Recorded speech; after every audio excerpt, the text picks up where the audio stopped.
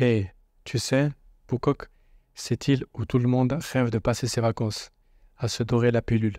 Bah, figure-toi qu'avant de devenir le paradis tropical que tu connais, ce coin était un véritable enfer. Laisse-moi te raconter cette histoire de dingue. Les origines. Bah, tout commence en 1949. À l'époque, les Français, qui contrôlaient encore le Vietnam, cherchaient un endroit bien paumé pour enfermer les gens qui leur posaient problème. Phuoc, avec ses plages de rêve, était parfaite. Pas pour le tourisme, mais parce qu'elle était super isolée. Pas moyen de se barrer de là sans se faire choper. Les Français débarquent et forcent des gars du coin à construire une prison de fortune. Imagine, des baraques en bois, des cellules crasseuses sans fenêtres, tout ça sous un soleil de plomb. Les conditions? Horribles. Les mecs dorment sur des paillasses dures, empilées les uns sur les autres. L'air humide et étouffant. La bouffe, une catastrophe. À peine de quoi survivre. Les prisonniers vivent un vrai cauchemar. Alors la montée en puissance, un enfer qui s'aggrave. Puis la guerre qui éclate, le Vietnam se divise en deux. Au nord, les communistes et au sud, les anticommunistes. Soutenus surtout par les Américains, le sud. La prison de Phuoc devient alors un centre de détention pour les soldats vietnamiens du nord capturés par les sud-vietnamiens. Les installations se modernisent, façon de parler, avec des cages à tigres et des systèmes de surveillance de dingue. Les miradors poussent comme des champignons entourés de barbelés à n'en plus finir. Les années 1960, la guerre du Vietnam bat son plein, les Américains bombardent le nord et les combats sont acharnés. Phuoc devient un enfer encore pire. Les prisonniers sont entassés, mal nourris et souvent torturés. Les gars tentent des évasions de ouf, essayant même de nager jusqu'à la côte malgré les requins et les courants. Beaucoup se font reprendre ou ils ne survivent pas. La Grande Révolte. En 1972, les prisonniers montent une grosse révolte.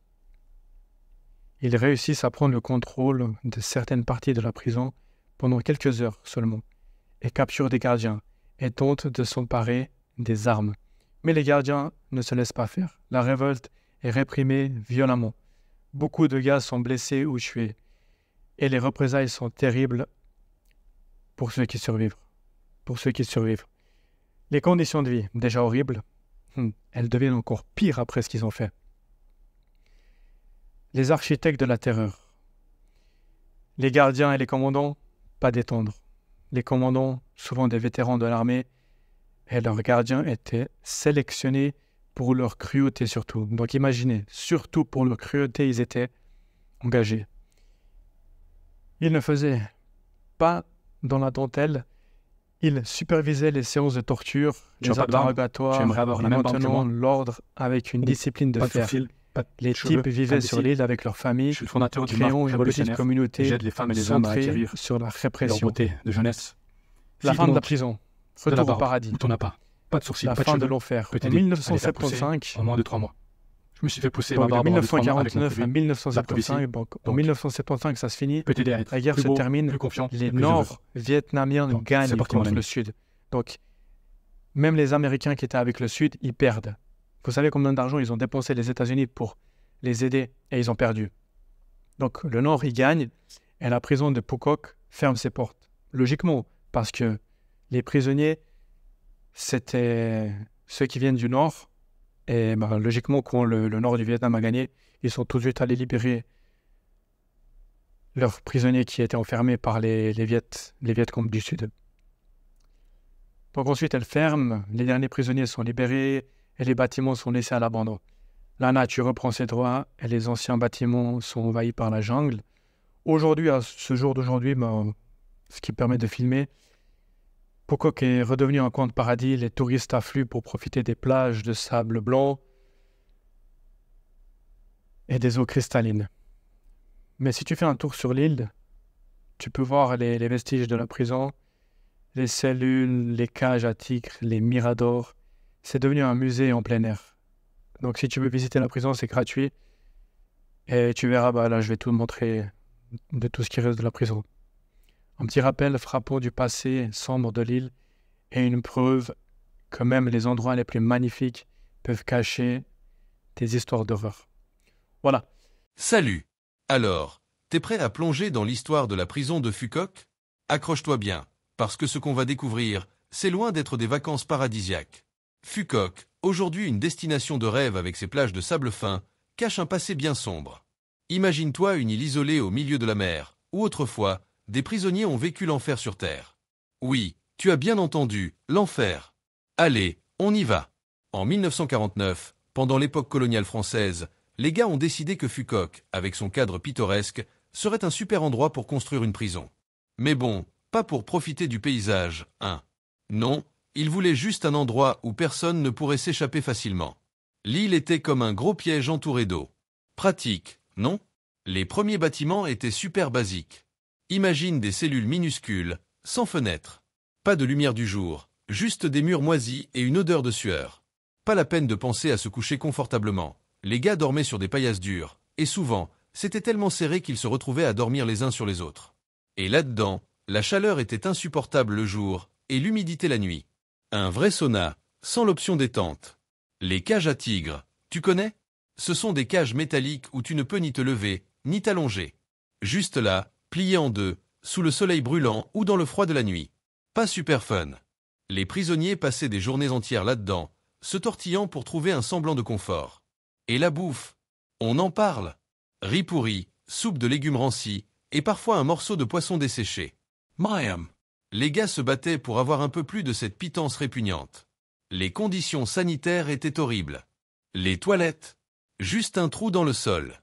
Pas de savon, pas de douche. Les maladies se propageaient comme une traînée de poudre, dysenterie, infection et compagnie. Les gardiens étaient des vrais brutes, aimant utiliser leurs bâtons pour faire passer leurs ordres. Les cris des prisonniers résonnaient dans toute l'île, créant une ambiance de terreur constante. Alors là, accroche-toi bien, parce que la partie sur la torture, c'est vraiment du lourd. Les gardiens de Fucock n'étaient pas des tendres. Ils avaient un catalogue bien fourni de méthodes pour briser les gars. La technique de l'eau, tu connais? Les prisonniers étaient suspendus par les pieds, la tête plongée dans de l'eau. Juste à la limite de la noyade, et chaque fois qu'ils essayaient de respirer, ils avalaient de l'eau. Charmante, non? Et puis il y avait la barre de fer. Pas besoin de te faire un dessin. Une barre en métal, des coups sur les articulations. Imagine-toi les os craquant sous la pression. Ça rendait chaque mouvement insupportable. Les gars finissaient avec des membres tellement enflés qu'ils ressemblaient à des ballons. Et évidemment, pas de soin pour eux, ils devaient juste supporter la douleur et espérer que ça ne s'infecte pas. Les gardiens utilisaient aussi des chiens de garde. Ces bestioles étaient entraînées pour attaquer au moindre signe de rébellion.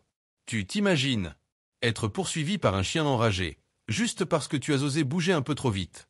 Les morsures laissaient des marques profondes, et les hurlements des prisonniers se mêlaient aux aboiements féroces, transformant chaque nuit en un cauchemar. Et la torture par l'électricité, t'en penses quoi? Les gars étaient attachés à des chaises métalliques, des électrodes sur le corps.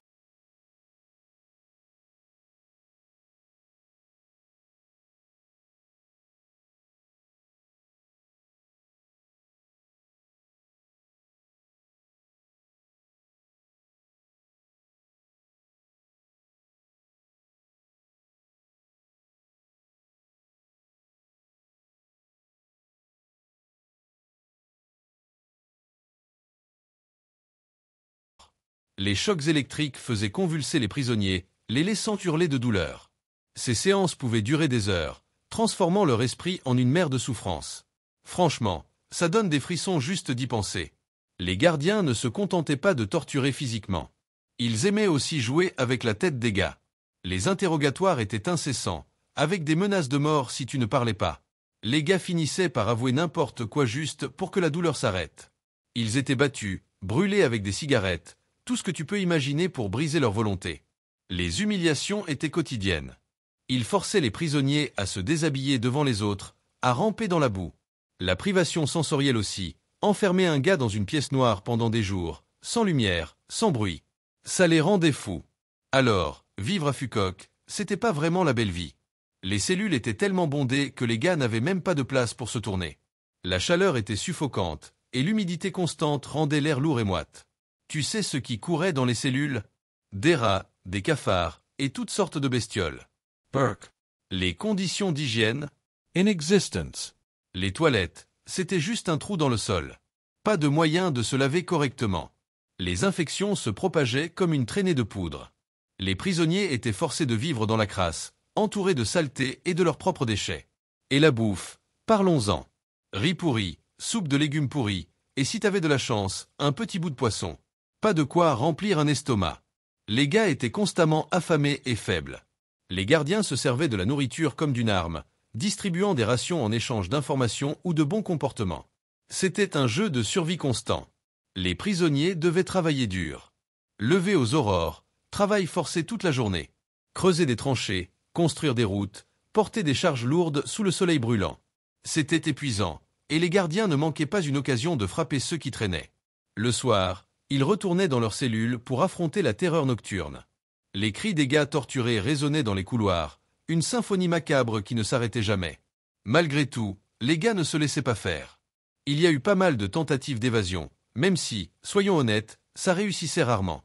Mais quand t'es au bout du rouleau, tu prends des risques incroyables, tu vois. L'île était comme une prison naturelle avec ses eaux agitées et ses jungles impénétrables. Mais ça n'a pas empêché certains de tenter le coup.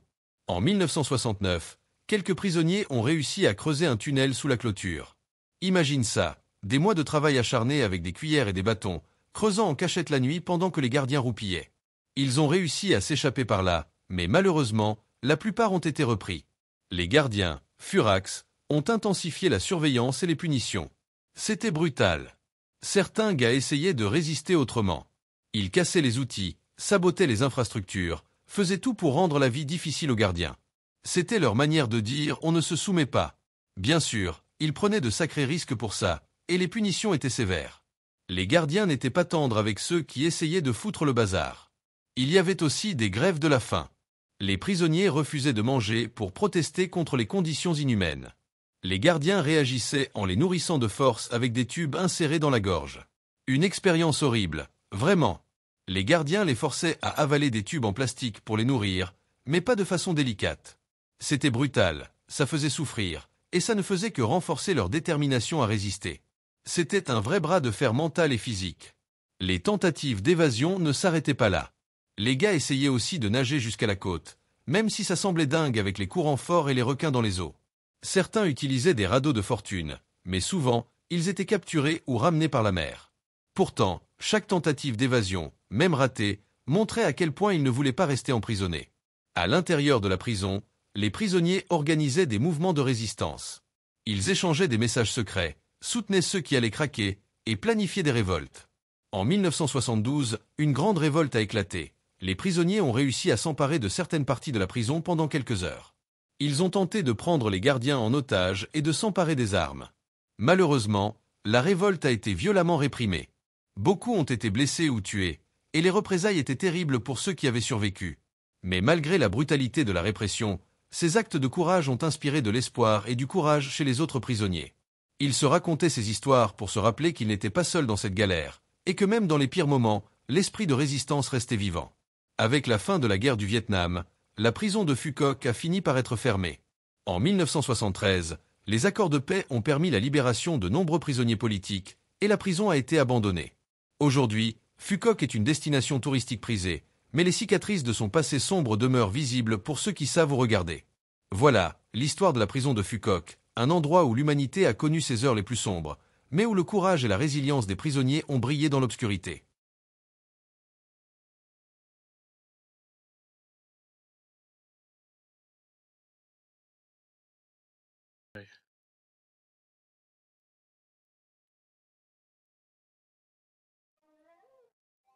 Check this one.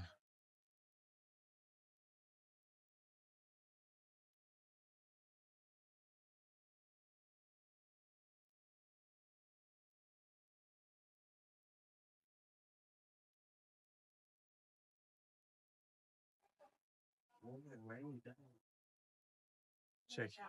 They put in his head.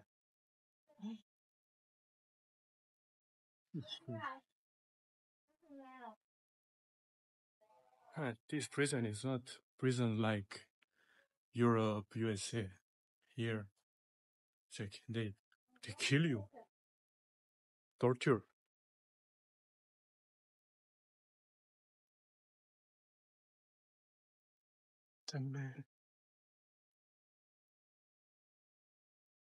He put something in his ears. I think it's electricity. Yeah, electricity. He put something hot water or hot something. Check light. They cannot sleep. If you wanna sleep, they bring you here and put you light on your face so you cannot sleep. Check. Also, they give you a lot Coca-Cola for you. Don't be thirsty. Actually, this water is with soap also. So imagine here fire with this one with a barrel. Check here.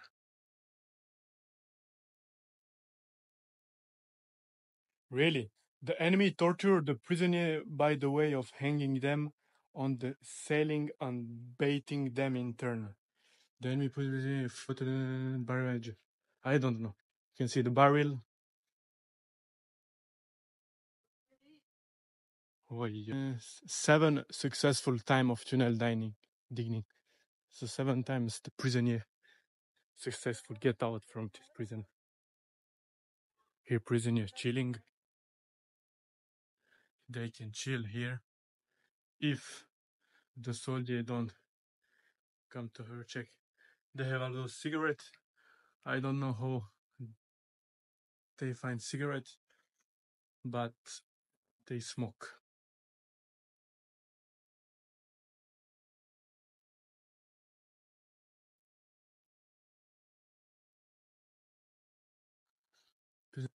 Oof. Check. He put knife in his mouth. Imagine just knife here. Looks so real.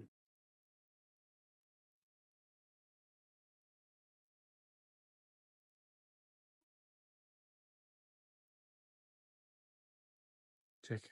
They burn him. Here, make fire. And he will be just cooked. Ay, ay, ay. I remember last time I pee here. And I wanna pee so much. And don't have any toilet here. So I just pee behind.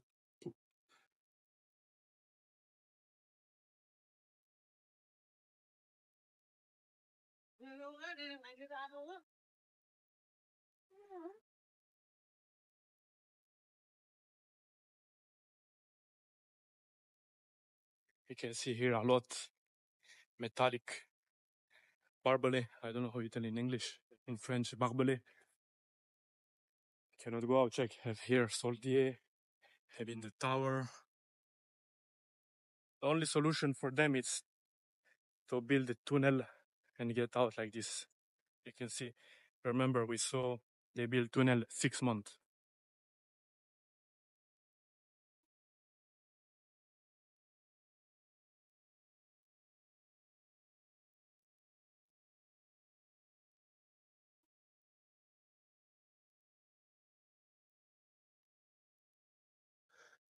Check someone.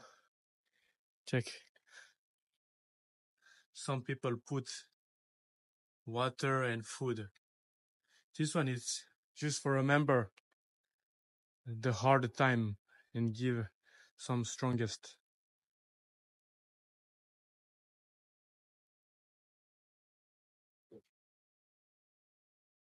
I don't know if you imagine.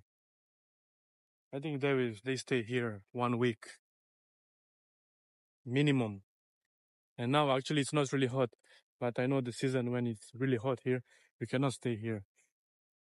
Imagine the container, metallic, hot tiger cage without drink, anything. Really, really crazy. You can see the dog here also, tower.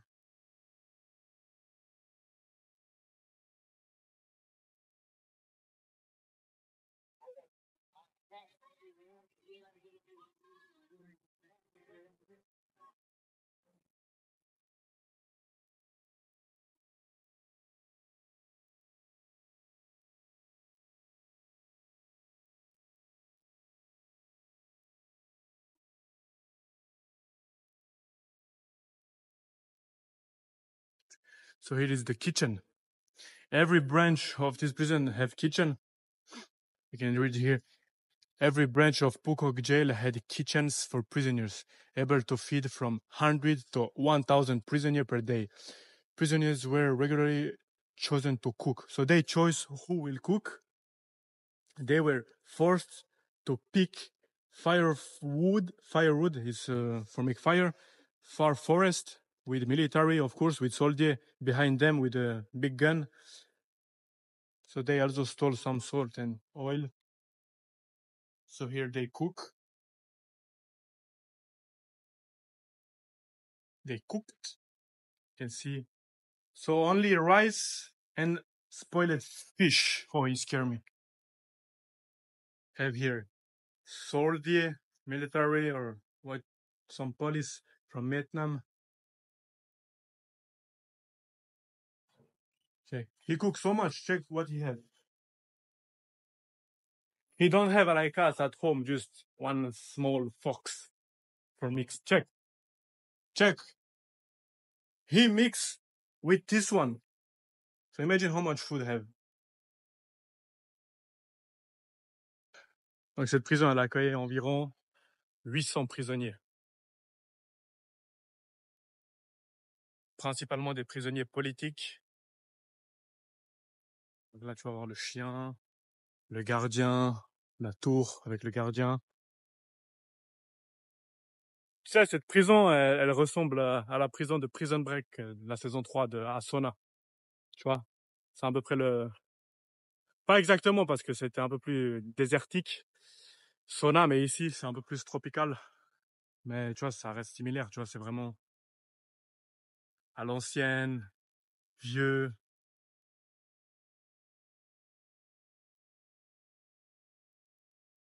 Donc voilà. I hope you enjoyed this video. And remember, sometimes in your country, in my country, I'm from Switzerland and Bosnia. For the moment, we don't have war. We should be happy. Had war before, but it's the past. So we're living without war. Don't forget to Palestine also. So be happy, even if you don't have money or something. Check. You can eat, enjoy. You have food. That's all. But these people here they just want to go out, find them family, have a normal life. So don't think always about money, Ferrari, be rich. So you are healthy. If you are healthy, be happy what God give you. And that's all. Of course, you want always better, but sometimes be humble and just be happy. Ok les amis, merci d'avoir regardé cette vidéo. J'espère qu'elle vous a plu. Une petite pensée aux Vietnamiens qui ont souffert dans cette prison. Et voilà, prenez soin de vous et à la prochaine. Tu as pas de barbe? Tu aimerais avoir la même barbe que moi? Ou pas de sourcils, pas de cheveux, calvitie? Je suis le fondateur d'une marque révolutionnaire et j'aide les femmes et les hommes à acquérir leur beauté de jeunesse. S'il te manque de la barbe ou t'en as pas de sourcils, pas de cheveux, je peux t'aider à les faire pousser en moins de 3 mois. Je me suis fait pousser ma barbe en moins de 3 mois avec mon produit, la preuve ici. Donc, je peux t'aider à être plus beau, plus confiant et plus heureux. Donc, c'est parti mon ami.